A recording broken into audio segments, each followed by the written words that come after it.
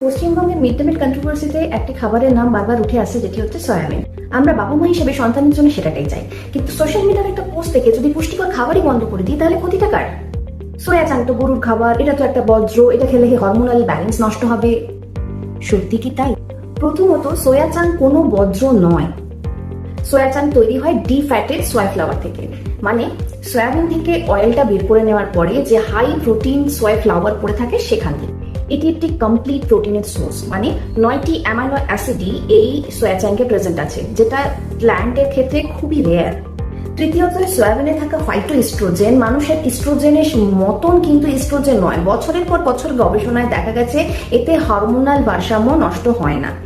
আরেকটা কথা মনে রাখবেন, শিশুদের মস্তিষ্ক ও শরীর পুষ্টিকর খাবার খেয়ে তৈরি হয়, ভয় খেয়ে নয়। আপনার বাচ্চার যদি সয়াতে কোনো অ্যালার্জি না থাকে তাহলে সয়াবিনও হতে পারে একটি ভালো প্রোটিনের উৎস।